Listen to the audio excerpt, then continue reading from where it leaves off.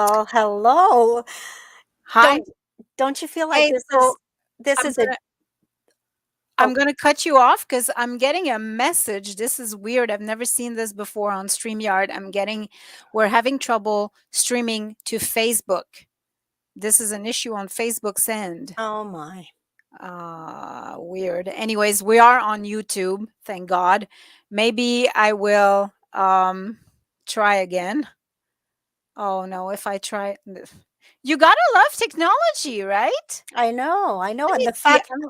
the fact that we're doing deja vu again. Yeah, Were right? we not here a few hours ago, like at 10 o'clock this morning? We were. Uh, I'm gonna check our Facebook page just to see if can see us streaming.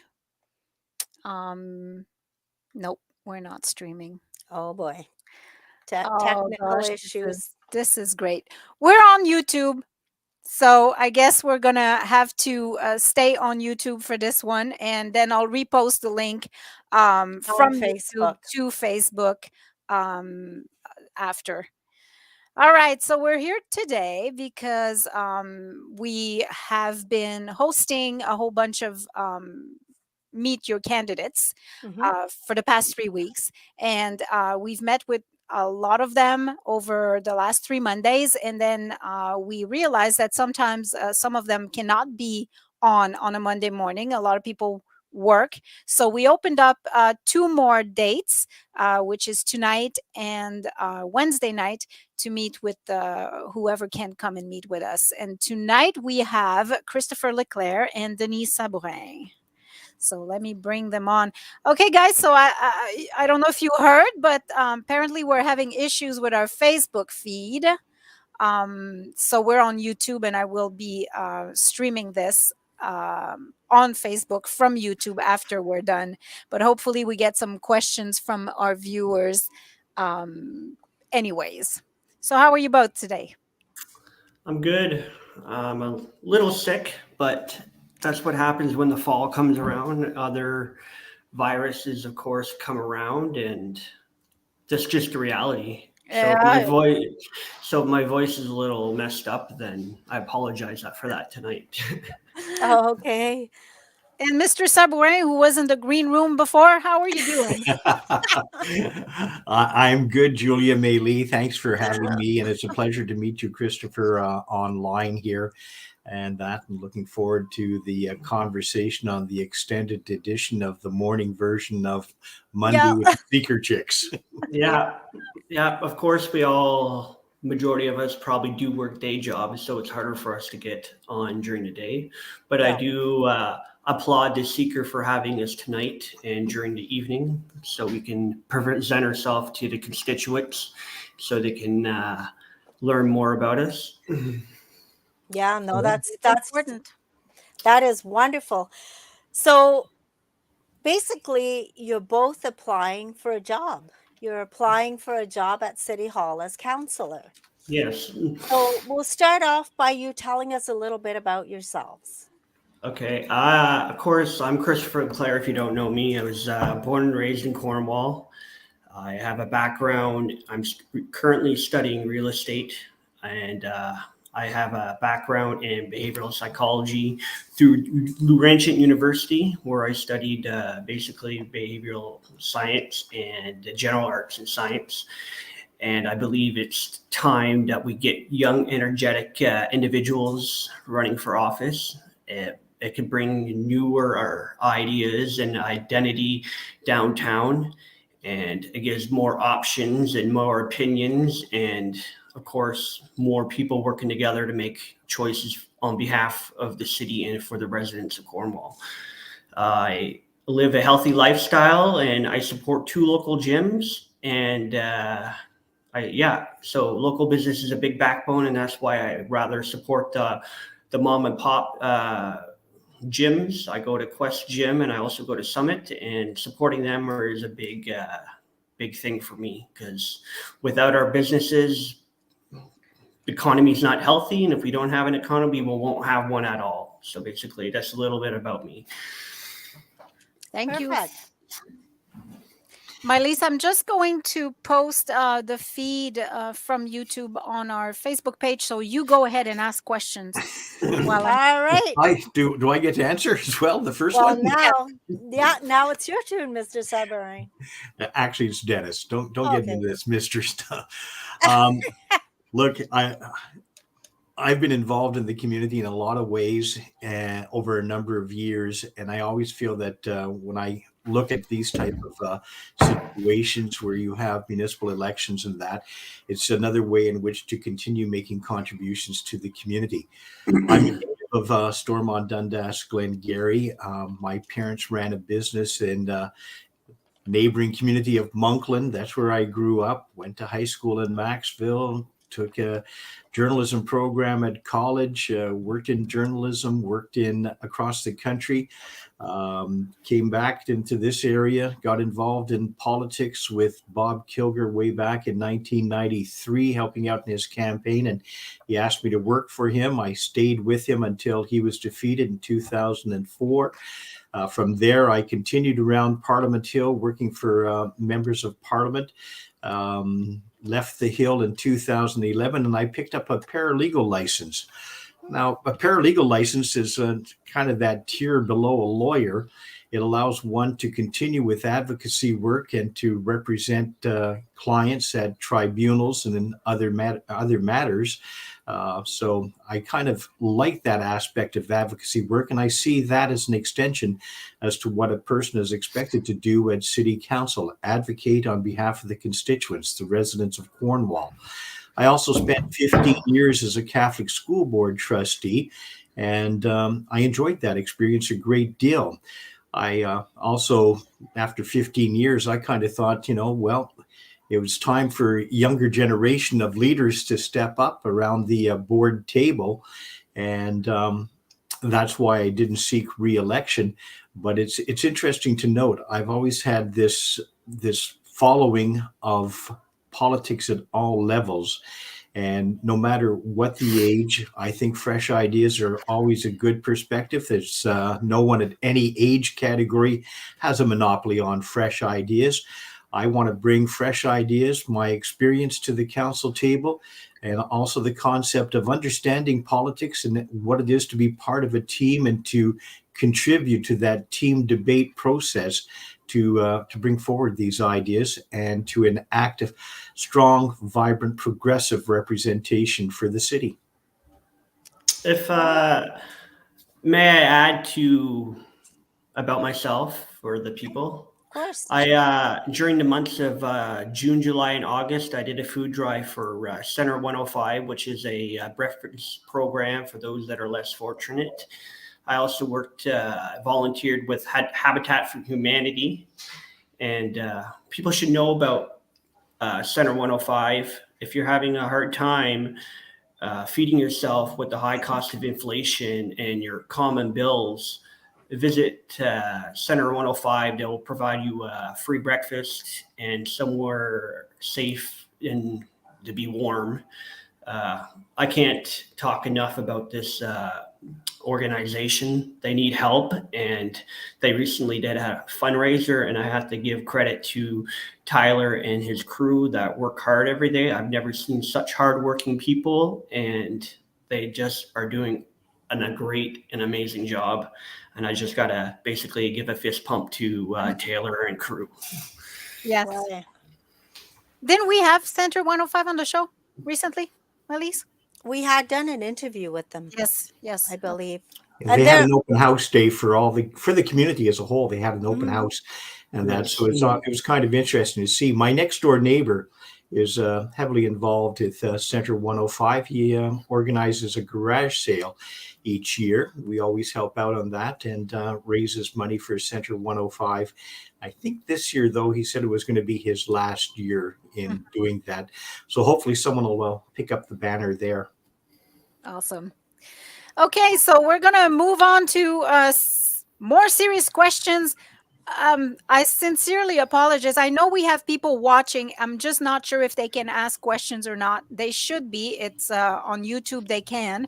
Facebook, seems to be there but not be there, so I'm not sure. But anyways, we'll go with our questions, and if some questions come from the public, we'll ask as well. So people, if you have any questions for our guests tonight, just type them into the comment box and we'll ask for you. So the first questions we've asked all the people who came on the show was about our downtown core.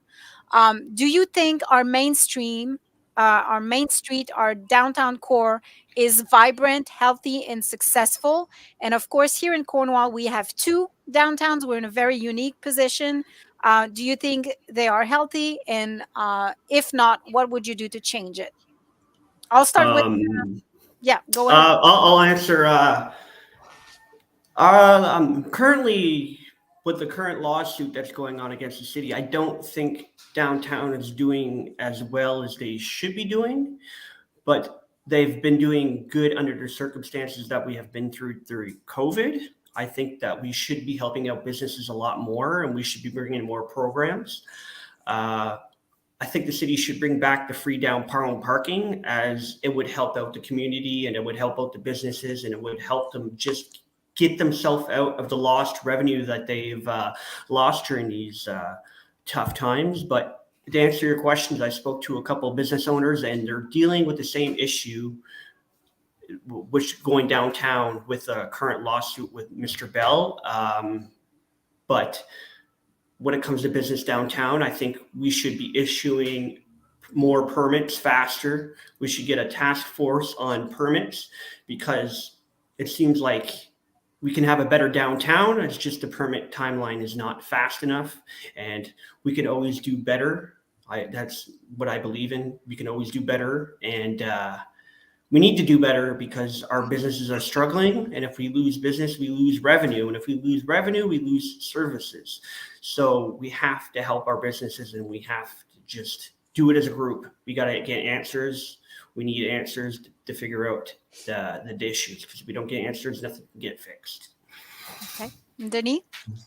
I think the downtown core has gone through some revitalization over the past number of years. I remember there was federal government money that was put into the downtown BIA and into the Le Village to help spruce up the storefronts and to give a little bit more of a dynamic look to the downtown. The challenge, as with all businesses, is to be able to bring clients in through the front door. And what is it that you're bringing them in for? We've lost a number of support industry in the downtown core, where we used to have more offices and more of a business presence, so that people were looking for a place to go to for lunch and a place to do a little bit of shopping after work or during that lunch break as well. So I think we got to bring more of that office environment type downtown, try to give that commercial space to the businesses, so that the support businesses, the restaurants, and the other shopping places, they're able to see traffic in the downtown. Yes, free parking meters would be great in that, but I've heard that debate in a number of communities where someone comes in and they've got a free meter, and they might not do any shopping downtown. They're just conveniently parked there for several hours because it's free. And that's okay, sorry. So it's just one of those things about it. But I'd like to see a little bit more with regards to, let's get the support that we need. We have two downtown cores to address, Le Village and the Pitt Street sector, and give them what is necessary to bring traffic downtown and shoppers. The pop-up program this past fall was great, but I'd like to see that, offer the pop-ups to all the businesses around the area, bring them into the waterfront as well, so make a huge extension of that. And it's kind of interesting also. There's Christopher made rightfully some mention with regards to the issue that grabbed the media last week. Mm-hmm. I think there is work to be done with the administration as to how the property standards officers or do their work and their understanding of the acts and the regulations and putting that together. But at the same time, I wouldn't want to confuse one issue, which is the issue that Mr. Bell is supposedly taking this to court and and applying that to all the business people. And that the way I understand the Bell issue is they're looking for an interpretation of one word, and as to how that applies or as to how that gets interpreted in the act. At the end of the day, the court is probably going to tell them, go back to the commission, go back to the tribunal, and have this matter interpreted there. It's not within the realm of the court to interpret that word and that. So it's kind of interesting, and that's just my observation from the paralegal end of things. And what about? Oh, go ahead. If I can add on to what he said about the waterfront, it'd be nice if we can get some type of farmers market once a week at the waterfront or downtown, and that will help out local farmers. And by helping out local farmers, it will help them with their off cost. And I think it can be a good attraction for tourists if you can get pop-up business on the waterfront. It would also benefit downtown. It would bring people downtown. People will spend more money downtown, and it'll help out business. And then it also attracts people to the city, and they can see what plans we have. Mr. I'm sorry, I don't want to cut you off or anything like that. Yeah. I disagree with you 100% on the farmers market type of thing. And it's really fascinating when you go to the farmers market and you talk to the farmers and you realize, some of these people have been coming into town every week for 20 and 25 years selling their product. And I think that needs some recognition in some way. There's some amazing farm families that come here consistently, and they're being supported by the community. But at the same time, I don't think enough people in the community know these people that have been coming here for 20 and 25 years and selling their wares. So. Yeah, we do have a comment saying that they do have a farmers market. Do every Sunday. Yes, 100%, 100%. I go there pretty often myself. Yeah, pretty good products. Yeah, and just more farmer markets would do pretty good. That's what I'm just saying. So I want to go back to Le Village, and some of the things we've been hearing is that there are a lot of landlords that will hold on to a building forever and not put any money into it, and just either have it there and pay their taxes, and there's nothing really that the city can do about it.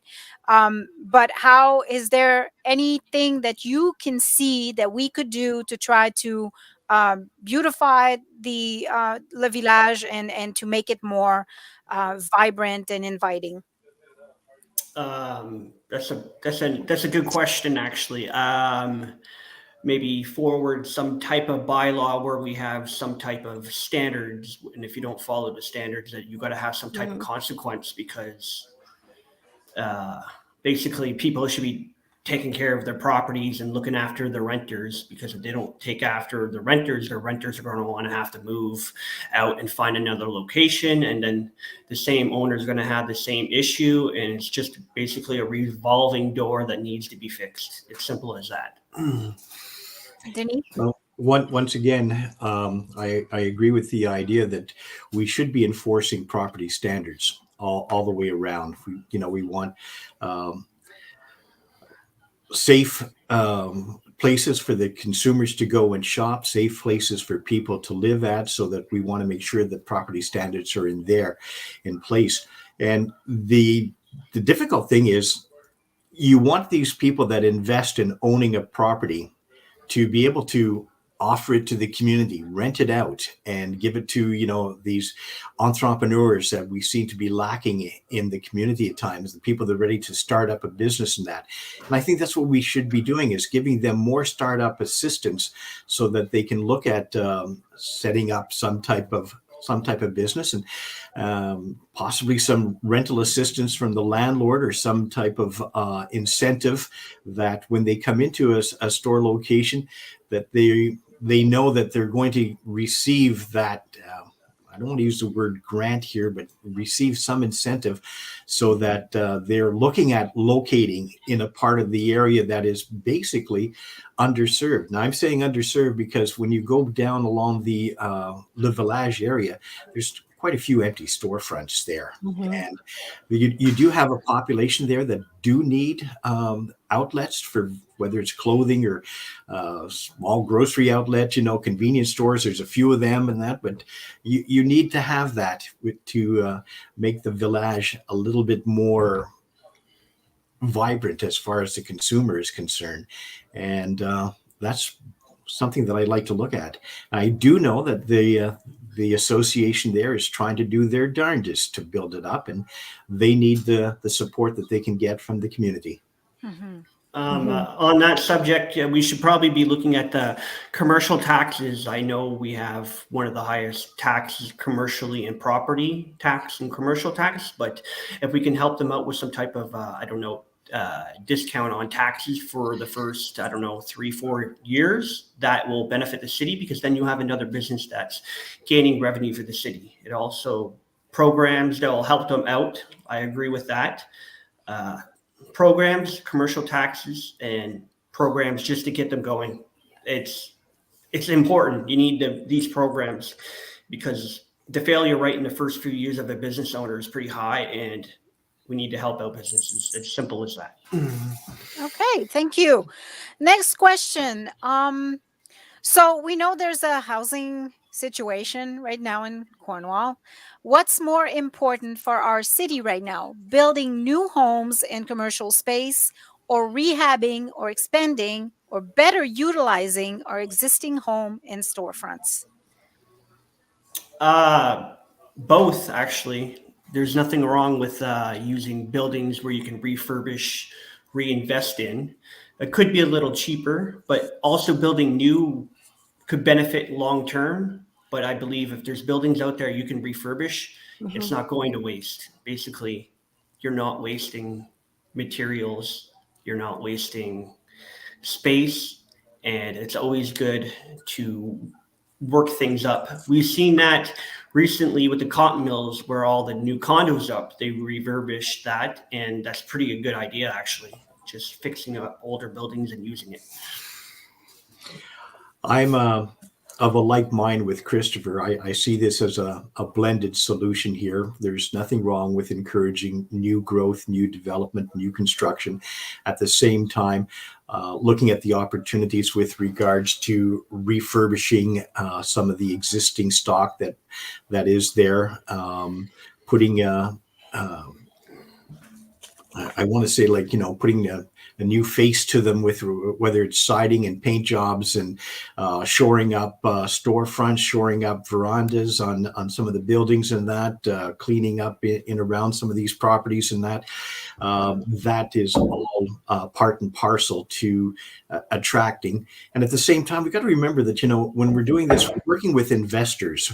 These are the business people that are going to be looking at building new homes or new business locations and that, or people that are looking at investing and buying a home that they want to refurbish and possibly put it onto the rental market or consider it as a new home for themselves.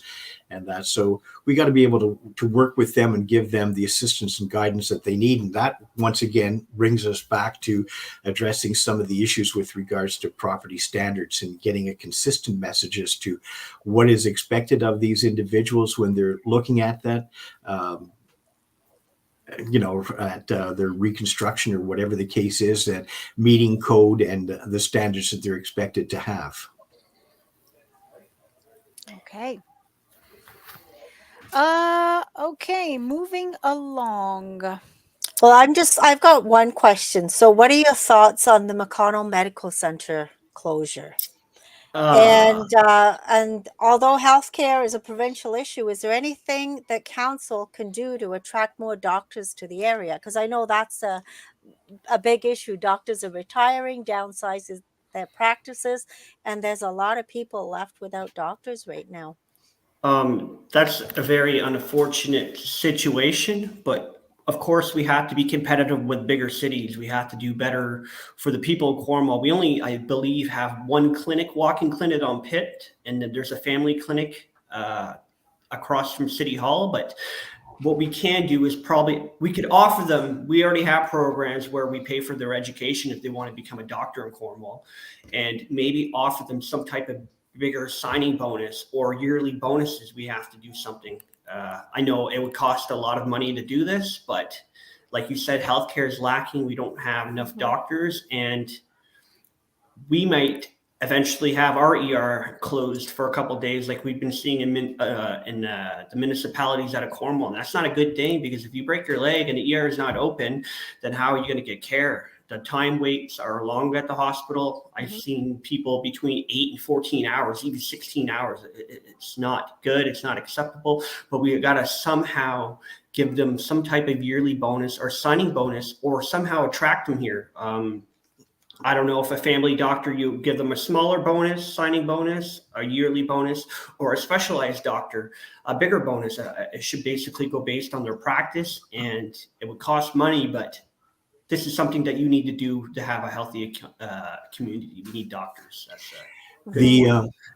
it's unfortunate that the McConnell Medical Walk-in Clinic has basically shut down, and we got to remember that this was operated as a private business by 4 doctors, and they've basically reached that age where they simply said, well, no, not interested in commuting, not interested in continuing on with this service. So they're moving on.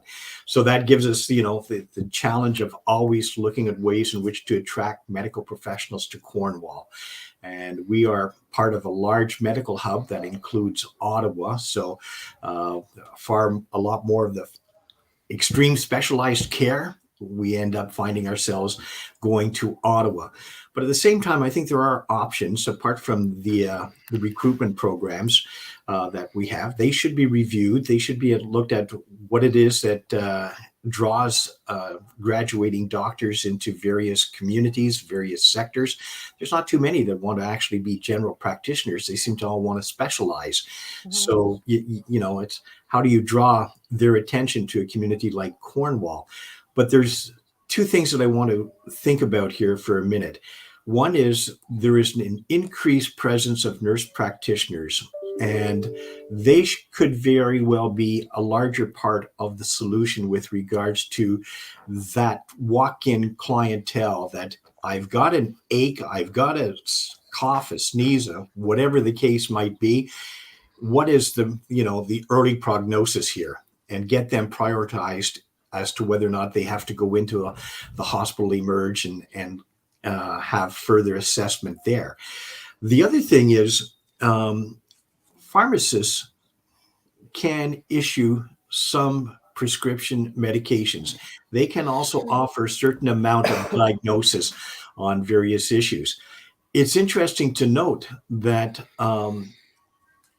when the Ford government came to power in the first term, they eliminated an awful lot of that service from pharmacists and that. And it might be time to lobby the Ford government and say, no, the pharmacists, even though they're issuing a prescription for medication and that stuff, they are basically providing a service that quite often is just the very thing that we're asking for with the walk-in clinics. I've got this persistent cough. It's not going away. What do you prescribe? Well, the pharmacist has the skills to ask the necessary questions to help make a determination, and could possibly eliminate that trip to a walk-in clinic or to the emergency. If I can add on that question, maybe some type of tax breaks for doctors to be attracted to Cornwall. That could be a solution. That could be an idea, but I don't know how that would work. But yeah, some type of tax discount or something to attract them to open a business, property tax, commercial tax, some type of Yeah.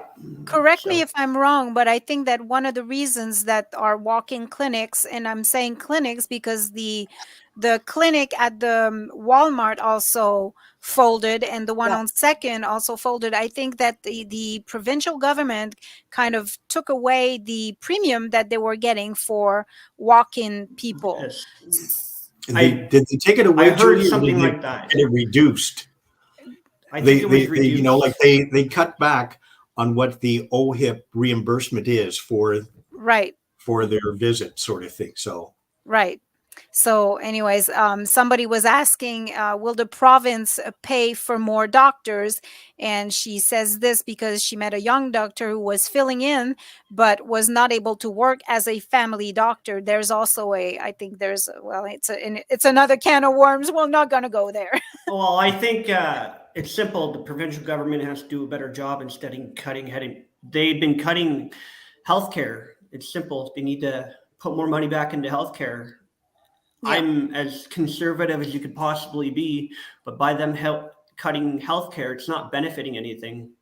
They just can't be cutting healthcare or education at all. That's just not right. Okay. So another concern that we've been hearing a lot about is DevCore. So I don't know about you, but I've been seeing for the last month or so all the DevCore signs coming up everywhere in town. And so we've been hearing a lot of concerns about um, where that's heading, if that's going to raise the rents of Cornwall, and if it's going to promote gentrification of the East End, uh, displacement, like if it's going to displace our people. So, what do you think is happening? Are you for it? And what do you think should happen? DevCore. Okay, so DevCore is doing good for the city and bringing jobs to the city, but at the same time, I don't like how they're playing Monopoly. They bring their big business to a small town, their high rents to a small town, which is unfortunately hurting the people. So, and at the municipal level, we can't really do much about that. It's a free trade market, and if they want to buy all the properties, they're going to put the rent at whatever they want to put the rent at. But yes, we've seen high costs go up in Cornwall in the last 2 years pre-COVID, and I didn't see high rents until DevCore renovated Brookdale Arms. You have a bachelor apartment going high as $1,350. You have a 2-bedroom going high as almost $1,700, and then they don't have to justify why they have the rents that high. They're just going to do what they need to do because they know people need a place, and the rental market is full right now. And this is why we're now seeing people struggle every day with their property taxes, the high inflation, the carbon tax. They're struggling because they can't even just afford their bills. They're paying 60% in just rent from their income. And that is just plain ridiculous. And this is why we're seeing more homeless in town. I've been in Cornwall my whole entire life of 30 years. I've never seen so much homeless. And when it comes to homeless, we have to do more. We have to do more for the homeless. They're also constituents of Cornwall. So I can go put a answer into one question. Yes, I support a homeless shelter in Cornwall, and that's what we need 100%. Okay, Denny. Christopher knows he's breaking up a bit, right? Oh, I think you're the one who's breaking up because he's just fine and you just stopped. Okay, am I all You're right back. there now?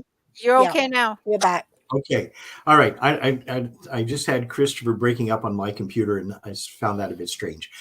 Okay, there's several aspects with regards to the question on DevCore that I want to address in that.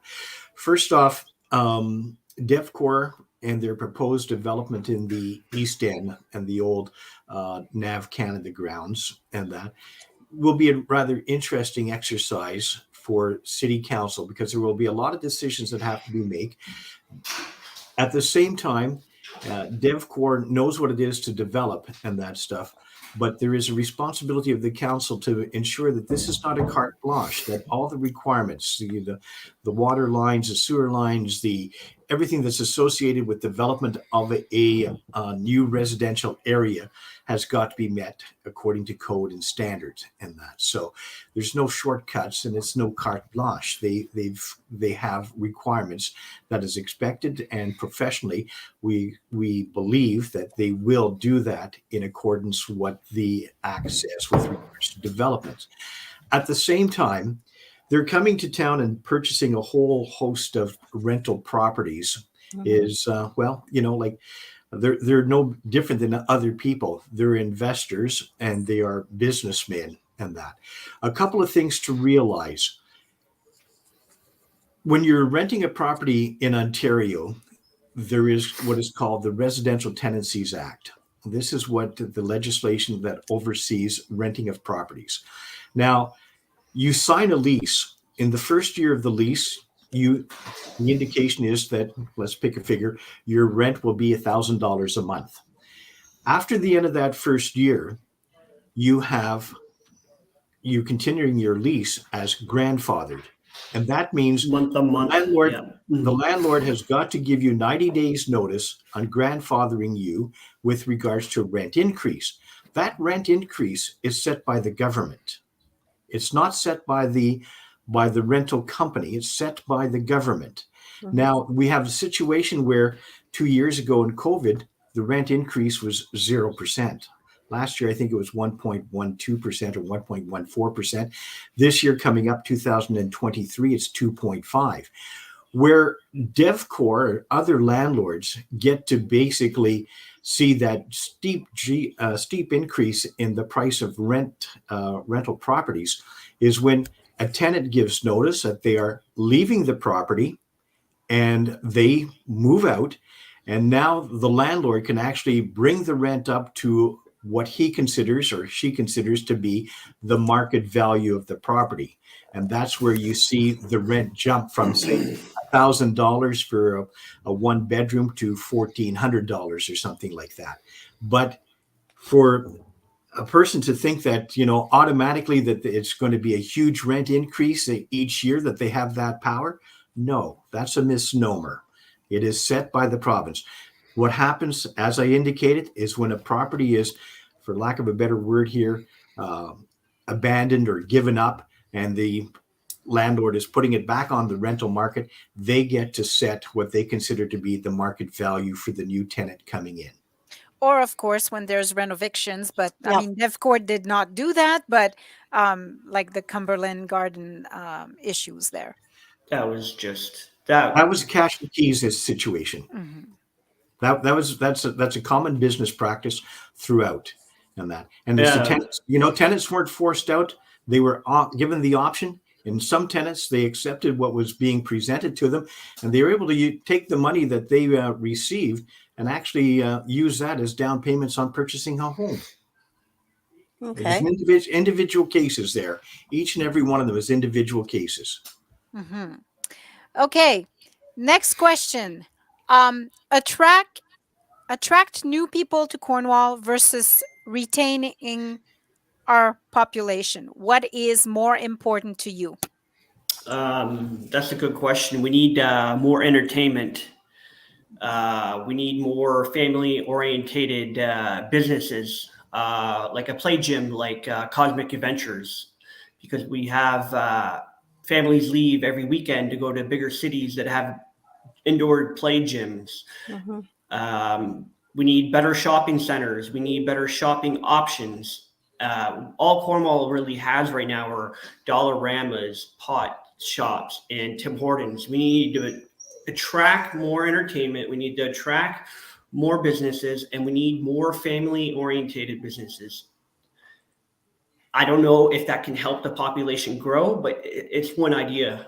Also, we're one of the highest taxed. We have one of the highest property taxes in all of Ontario. I have talked to people that moved from Montreal, moved to Toronto to Cornwall. Why are the taxes so darn high? They asked me, and I said, the population doesn't change, and if the population doesn't change, taxes have to go up for the off cost. And I understand from the people that are moving here and they're asking, why are everything so high for the very little services that we get compared to other cities? And I tell them, it all comes down to it. A population barely grows. And the 3 steps: more entertainment, more family orientated companies, and property taxes and commercial taxes. That's what is why my opinion and other people's opinions on why the city doesn't grow. And we got to use our gold mine on that waterfront. Instead of talking about developing it, it's easy to talk, but you got to actually develop and actually do the walk. Yes, the waterfront is going to be expensive to develop, but in the end, it's going to benefit downtown businesses. And most importantly, it's going to be for the people of Cornwall who've been hearing, let's develop the waterfront, but let's get down to business, let's work as a team, and we can always do better to do better for that waterfront.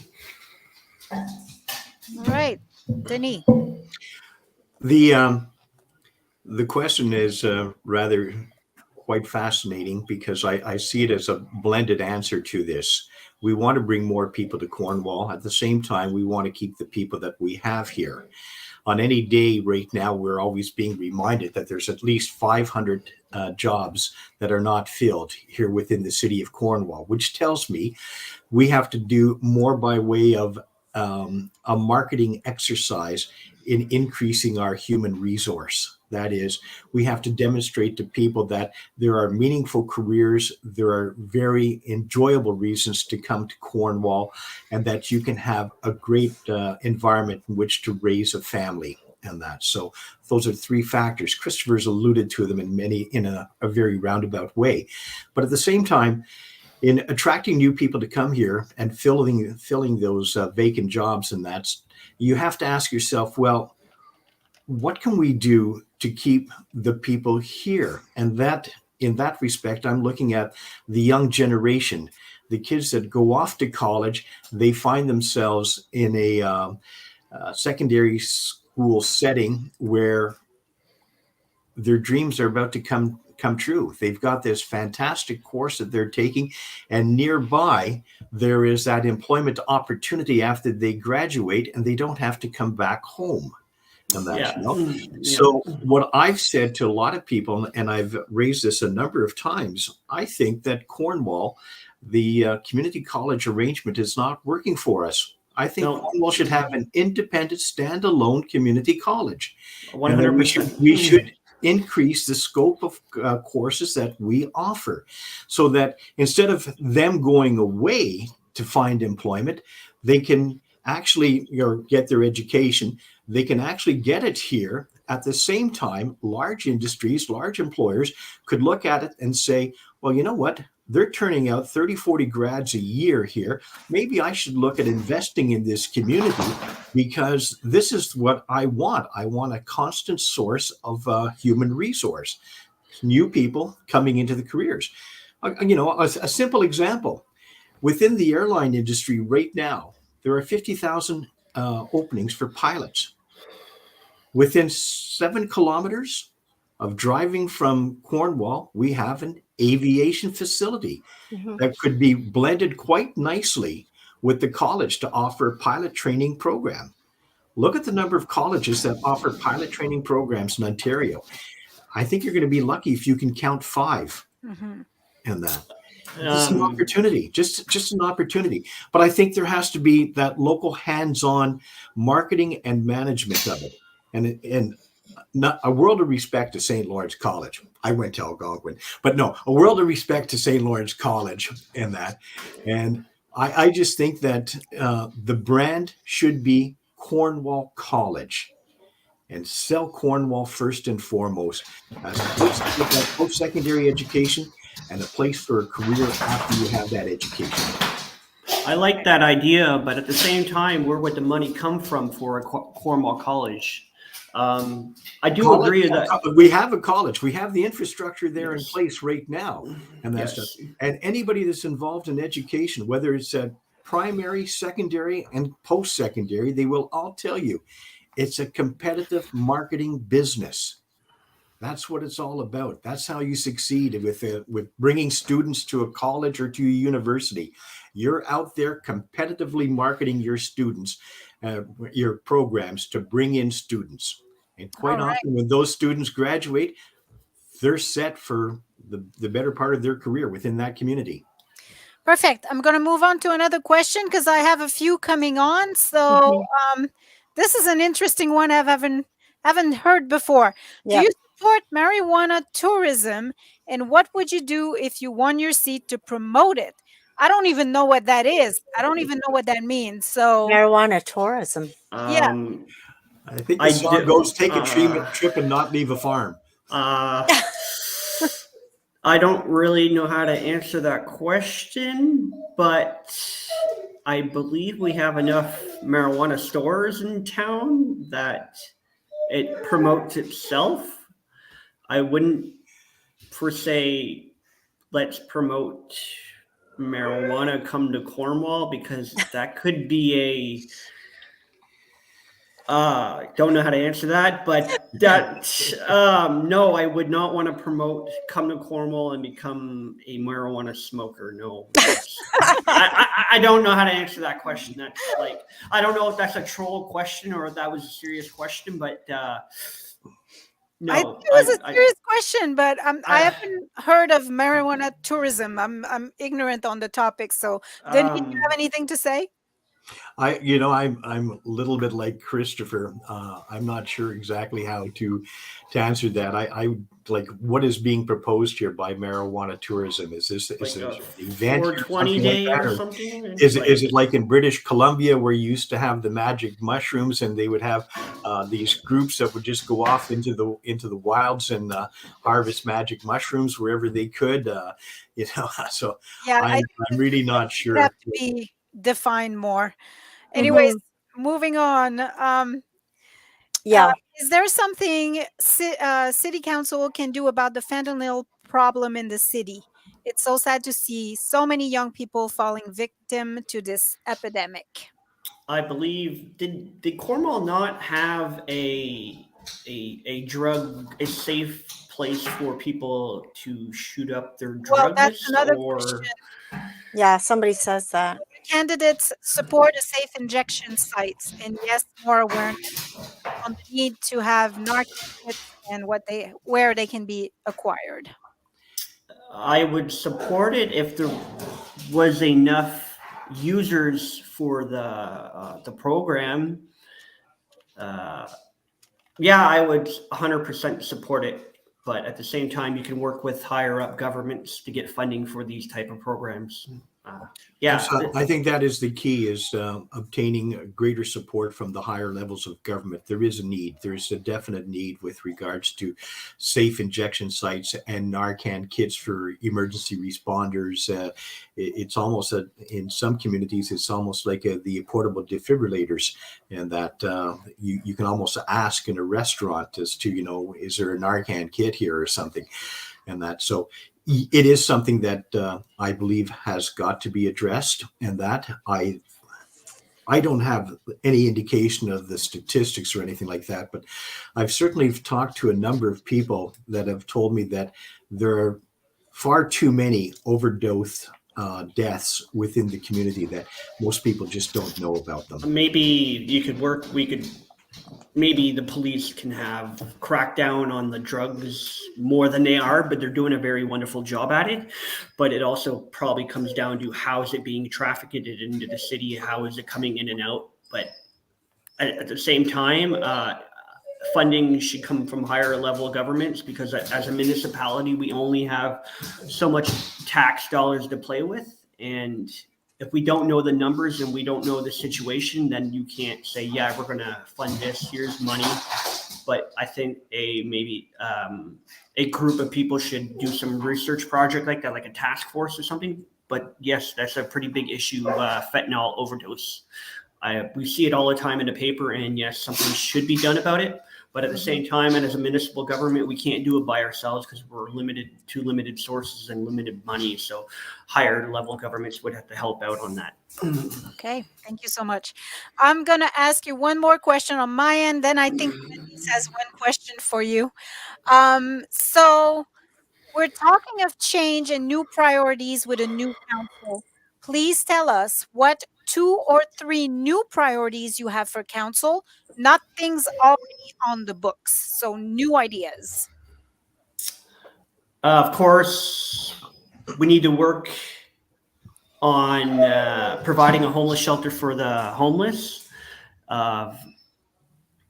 Past councillors and past mayors have had their time over, I don't know, 20, 30, 40 years to address this issue, and it just needs to get done. There are also people living in town. They need somewhere warm as the winter months are coming, and we have to do better for these people as well. And people always ask about Sunday bus service. I believe if I'm elected, I will forward a motion to look into it.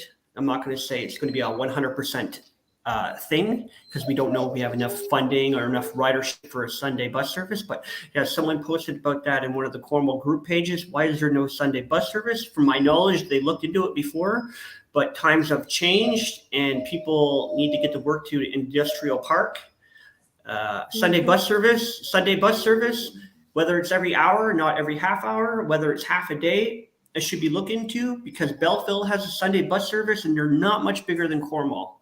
And at the same time, I think a Sunday bus service could generate more revenue and more riders. Will it happen right away? Probably not. Will it happen with the first few years? Maybe, possibly, but if you never try, you'll never know. And that is something that you need to look into as more people now are taking transportation.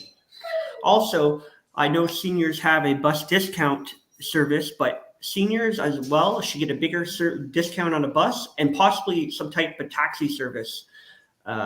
They work their whole life to build our country, build our city, build our province, and we should be helping out the seniors with more of a discount on transit, and that should be included in cab services. Yeah. Julia, thank you for the question, because everybody that I talk to that's running for council all have their dream, their, what they really want to see, something that they want to accomplish. Now, I've made mention of one already, the idea of a Cornwall standalone community college, independent from St. Lawrence College. That's one of the things that I've talked with a number of people at the door. There seems to be some interest in it.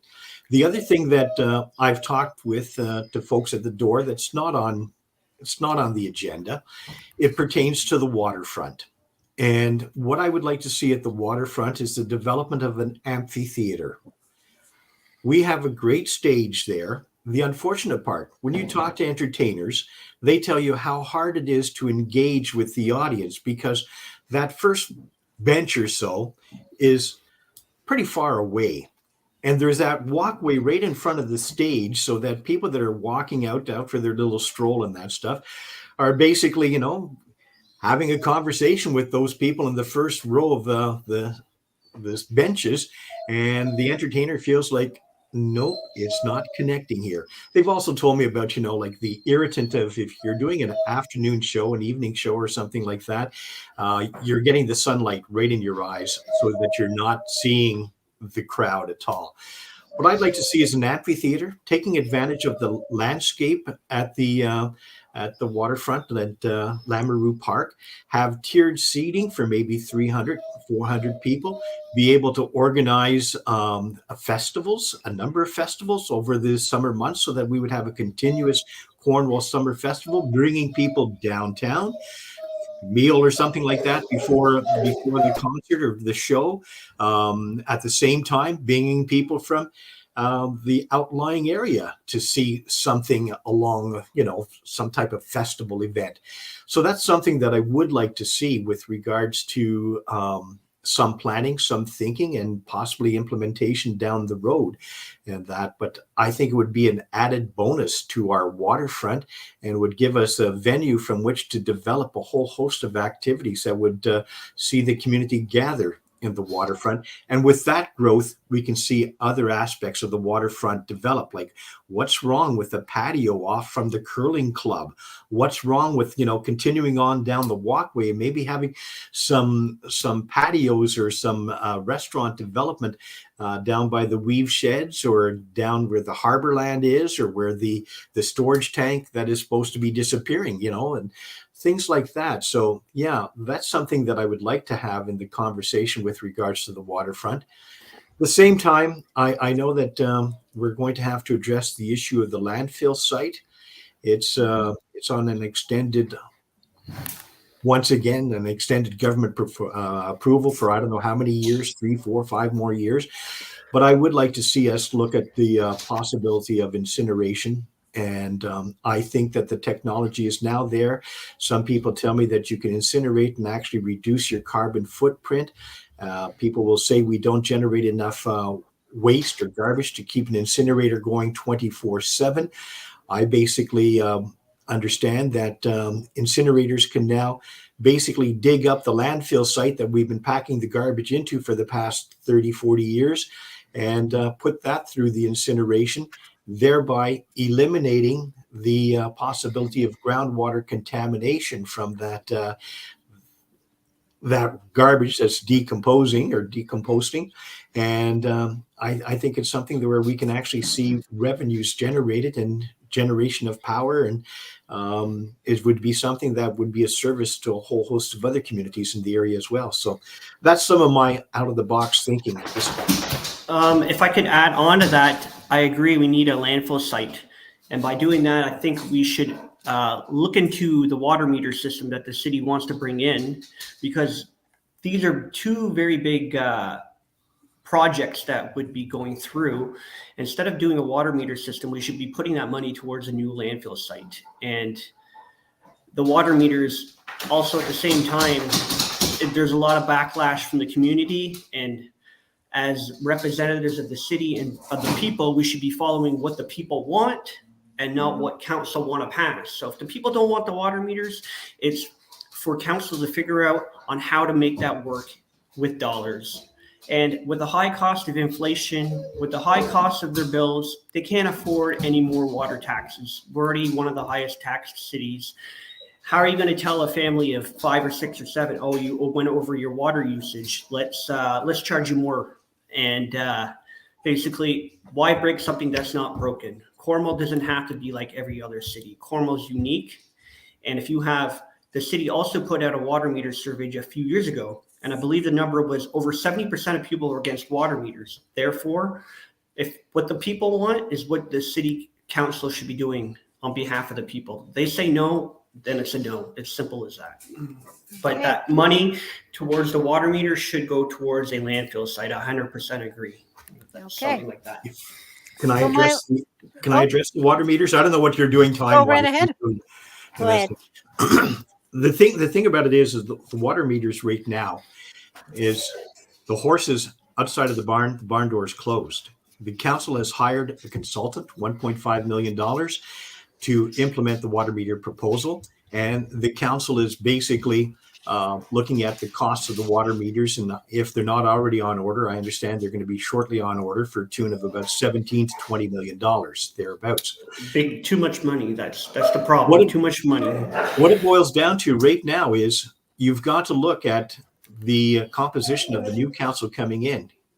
I'm in favor of reviewing the bylaw with regards to water meters. But that means that we have to have someone present the motion and second it to get it on the agenda table. Then we have to have a 2/3 vote in support to review this because it's already been passed. If you don't have that 2/3 vote, you're not, this is going ahead. This is happening. So think about that when you're going to go and vote. Who is going to be supportive of water meters? Who on the past council has, or the present council has voted in favor of water meters, and that is their position going to change? Because during the whole debate, one of the things that I did not hear was what was the average consumption of a family with regards to their water usage. What is the need for water meters? Are we really over abusing our water consumption that we have to implement meters to have this down? What were the alternatives that we could have looked at that have not been implemented? In the summertime, if we're looking at watering our lawns, alternate days for watering, evening hours for watering. These things have not been presented or have not been, to my knowledge, discussed and given us, a real credence as to why we have to jump right to the extreme end, and that is have the water meters. All right. Thank you very much. Mylise, I'm going to leave you the honors of the last question.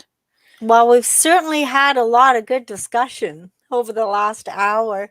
But my question is, as I said at the beginning, you're applying for a job. What makes you think that you would be good for this job? Why should someone vote for you? That's actually a good question, and that should be a right off the bat, out of the ballpark answer.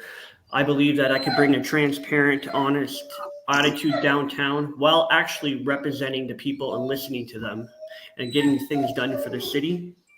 Um, and I can bring a young, energetic, and a positive attitude while not having a hard time voicing my opinion for the people. We need people working on behalf of the people, for the people. And the last few years, it hasn't seemed that council very heard and listened to the people. Again, I can go back to the water meter situation. Majority of the city were against it. The city didn't listen. The majority of the people were upset about the open fire bylaw. They didn't listen, and that's why a couple of years ago did a petition that had over almost 1,700 signatures, and then City Council looked into redoing the bylaw. So I could say I did my due diligence by putting a petition out there, and I can say on the track record that I am proving that I can work for the people, for them, and to get things done. I'm not afraid of questioning people when it comes to accountability. I will always question bureaucrats, gatekeepers, my colleagues, and even when it comes to spending, I'm not afraid to voice my opinion when it needs to be done. Okay, thank you. Thank you. I'm going to mute you just because your pup is. Oh, yeah, sorry. I think somebody needs to go Needs for a to go walk. out. All right, Denis, the last question. Every pup deserves attention. So, Unless um, he might want to go out for walkies right now. I think he's getting Yeah. desperate. as But I yeah, indicated at the start of the hour, and the hour's gone by very fast. Thank you for this time and that. But I've been involved in politics in a number of ways over at all levels of government, and I believe that I can contribute. I can bring meaningful dialogue to the debate. I can represent constituents' interests. I have done that with a fair amount of success in raising their interests. I apologize.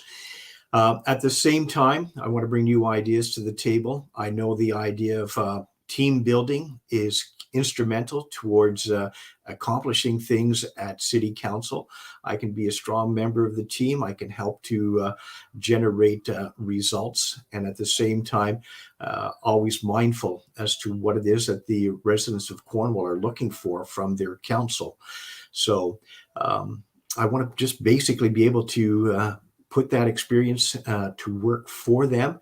I have the time, the energy, and the commitment that is required to do this job. It's really not a part-time job. For the number of hours that is expected by an individual, I know what it's like to have to go through a 200, 300-page report several hours before it's going to be debated or discussed. And it's not that it's part of your information package a week before and you're held off to the last minute.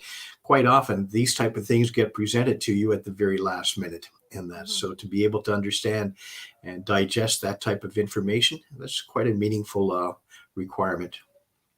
All right. Well, October 24th, vote. Yeah. So I want to thank you both for being here today. I'm trying to unmute Chris, but it's not working. Oh, there you go. I guess, yeah. Okay.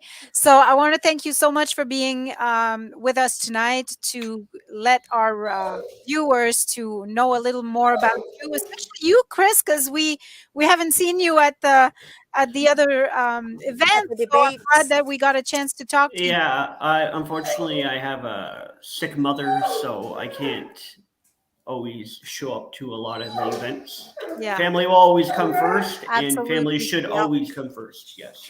So thank you so much for being with us, and we wish you the best of luck on the 24th. Thank you. Thank you. All right. Everyone have a good night. Good night. Thank you. All right. Well, that was Okay. Well, that was very that was interesting. yes, it was. It was Uh, so it's really too bad that we were not able to have many of those little talks with smaller groups, because I yeah, find that we get to know them so much more when there's only two yeah. or three in the room. But either way, tomorrow is the big day. So tomorrow night at 7 will be the mayoral candidates are going to come and have a chat with us. This will last for 2 hours. So we're scheduled from 7 to 9. Hopefully, the Facebook feed will work. I got it to Oh, I work, hope by the so. way. Midstream, I was able to get it to work. But so join us tomorrow night to ask your questions to the mayoral debates. We have 3 confirmed and 1 potential. So that will be James LaRue is not confirmed just yet, but we're doing our best. So Yeah, we're hoping that they're all going to be there. So it'll be an interesting conversation. absolutely. So have yourself a great night, and we'll see you all tomorrow. Bye for Tomorrow now. evening, 7 to 9. Yep. Bye. Bye.